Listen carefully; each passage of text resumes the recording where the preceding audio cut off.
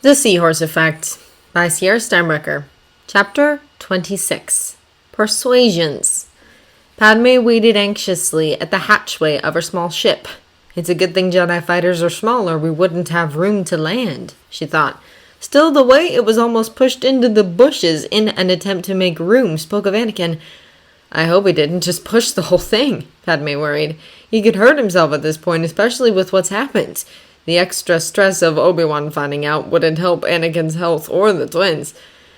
As soon as the pilot announced a safe touchdown, Padme slammed the button that sent the gangway down and raced off before it even touched the grass. She waved to the cockpit, and the ship took off toward one of the more populated areas on the planet where it would stay until the senator calmed them and said to come pick her up.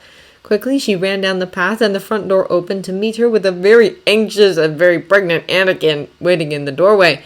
She slowed just enough to keep from slamming into him and hugged him.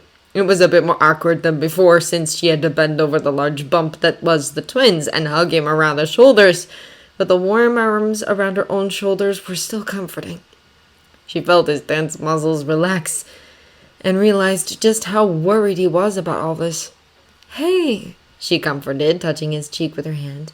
"We'll be fine. I'll talk to him." Anakin nodded and grasped the hand resting on his cheek. "He's in the twins' room," he informed her as he tugged her inside. They stopped before the closed door, and Padme felt her husband tense next to her. Smiling, she ran her thumb over his knuckles and suggested, "Why don't you wait for us in the living room? You can practice meditating. And calm down so you don't hurt yourself or the twins," she didn't say, but Anakin heard it anyway. He smiled, still nervous but a bit sheepish, and walked down the hall.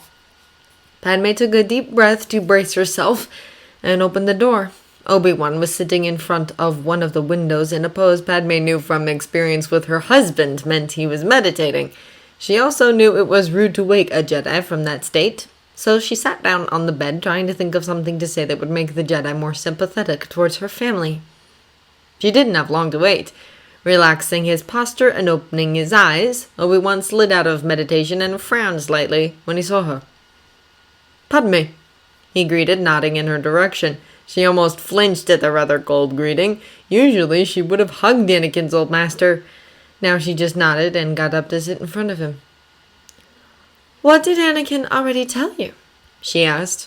Obi-Wan studied her, and it made Padme want to bolt. What was he looking for? "Why did Anakin fall in love with you?" She flinched. She could hear the real question there. Why did Anakin break the code for you? But Annie had told her why a few nights into their marriage before the real world crashed back in. "Do you know when I started falling in love with you?" he had asked. She laid her head on his shoulder and guessed. "Was it when you asked me if I was an angel?" Vibrations rumbled through her head as the shoulder it rested on gently shook with laughter. "No, it was the first night on the ship. I just said goodbye to my mother, and you comforted me." He kissed the top of her head and rested his cheek against it. Padme pulled her mind out of her memories and faced the slightly accusatory stare of the Jedi Master. "Because when he needed someone to love him, I did." When the glare didn't lessen, she continued. "Both of us fought against our desires for a long time. For years. Then why didn't you just keep fighting?" Obi-Wan scowled at her, getting to his feet and walking away. "You could have resisted," he finished. But Padme wasn't just going to let him go. Anakin needed her to convince him, and she realized she wanted to. Obi-Wan was belittling what she had with Anakin and what they'd gone through to get there. "It was war," she said louder this time. "And we knew both of us could die almost any day. We didn't want to have regrets." But Obi-Wan was still scowling. "There was enough death and pain in the world already. We just wanted some happiness. We never—" She broke off and rubbed at her eyes.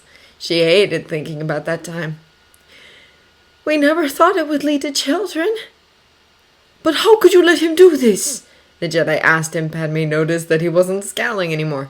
"Senator, you had to know this was wrong." "By what standard?" she countered. "The Jedi Code? Because Anakin has used the Force every step of the way and no one ever saw him going dark. Actually, I think this stopped him from turning." Obi-Wan scoffed. "Senator, you don't understand the Force." "But I understand Anakin," she interrupted, silencing the man. "Before he got the idea to transfer them to himself, I was worried. He was so angry Obi-Wan at everything." Memories flooded in of when he came back from a mission furious with the world. There were times she thought he would just up and abandon everything, take her to a planet where no one would find them, and shut the rest of the galaxy out. She buried her face in her hands, and her next words came out muffled. "And then after he started having those dreams, I didn't know what to do," she admitted. "Then something seemed to change in him." A hand rested on her shoulder, and she looked up into Obi-Wan's face, once again warm. The helplessness drained away, and he didn't seem so angry anymore. "Was that while he was researching?" he asked. Padme nodded. "And then, after the transfer, he—" A smile so bright it startled Obi-Wan broke across her face like dawn. "Obi-Wan, I'd never seen him so happy. Not even on the day we were married. Even with all the new things we had to worry about, he was always happy in one way or another. You must have noticed it before he left and came here." The pensive look on his face relaxed her slightly, so he had noticed. "But he still broke the code," Obi-Wan persisted. "Then maybe the code needs to change," she said, and went back into the living room with Anakin. There was nothing more she could say.